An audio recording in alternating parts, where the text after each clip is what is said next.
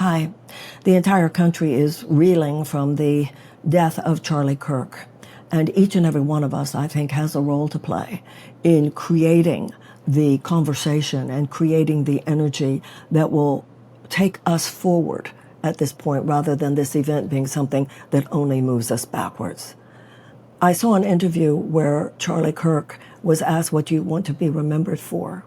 And he said that what he wanted to be remembered for was his loyalty to his faith and to his own Savior, his own expression of God in the form of Jesus Christ. I think it's important that we remember right now, Jesus didn't say we were to hate each other. He said that we were to love each other.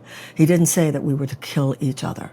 And already there is conversation in the society going on that people are going to avenge Charlie Kirk in the way that he would wish to be avenged. I do not think Charlie Kirk would wish to be avenged by somebody killing somebody else who they think was responsible. First of all, we have no idea who was responsible. We can say that it was a lunatic, but this idea of it was the left-wing lunatics, please, let's be very clear. There are right-wing lunatics, there are left-wing lunatics, there are lunatics in life.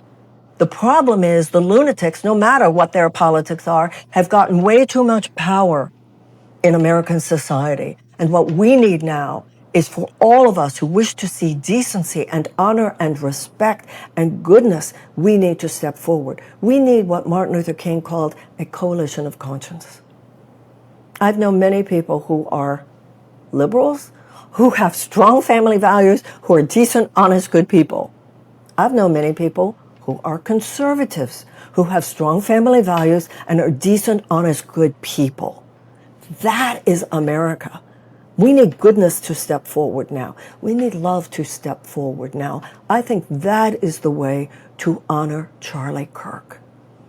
And anybody who is seeing any of this in the terms of tit for tat, revenge, that only does not honor the notion of a free society where we all get to have our opinions. Nobody has a monopoly on truth. But it also doesn't honor Charlie Kirk.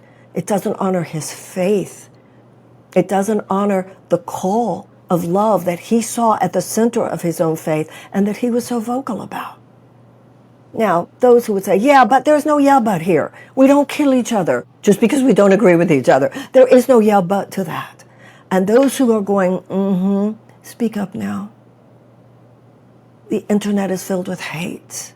Speak love on the internet. People are speaking in wild and really terrible terms about who did it and what this means and what the left represents and what the right represents. You know, President Eisenhower said the American mind at its best is both liberal and conservative.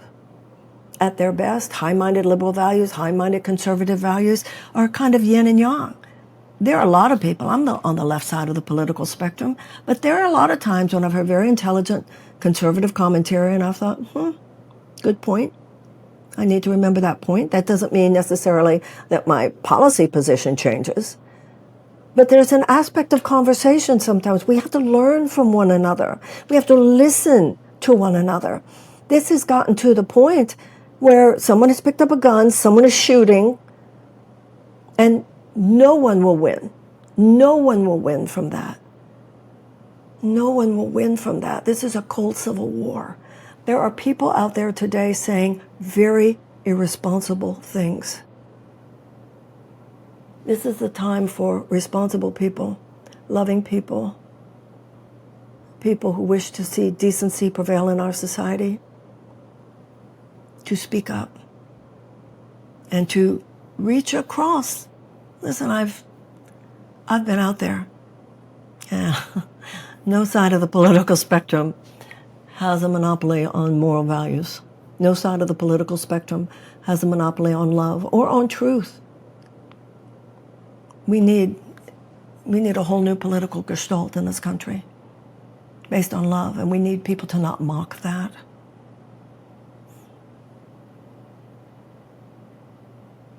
All of us want to love our children. All of us want to see this country be a better place. And it's okay that we don't all have the same ideas all the time for how to achieve that. Let's treat each other with respect, particularly today. I think that's how we honor Charlie Kirk. This is a terrible, terrible thing that's happened. For us to hold love and honor in our hearts for his family, drop down into your heart here what his wife is going through, what it will be for his children, the rest of his family. And so many people who saw in him an expression of their own values, political and otherwise.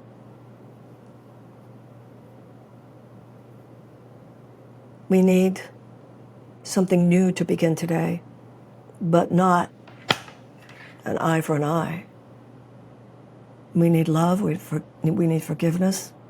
That was the religion that Charlie Kirk so believed in. That's what he said he wanted to be remembered for. Who he considered his own Lord and Savior, said, love one another, forgive one another, make peace. And in honor of Charlie Kirk, I hope we do. In honor of all the things that we believe in, whether we agreed with him or not, I hope we do. That's the real patriot's position today. That's the real American position today.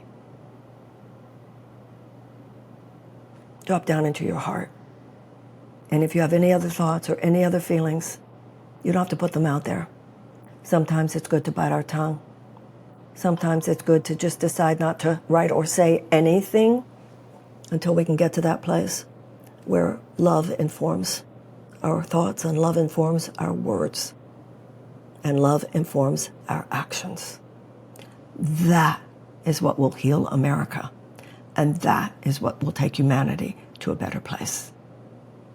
Coalition of conscience, coalition of decency, filled with people on the left and filled with people on the right. It's a big both and don't let anyone tell you otherwise.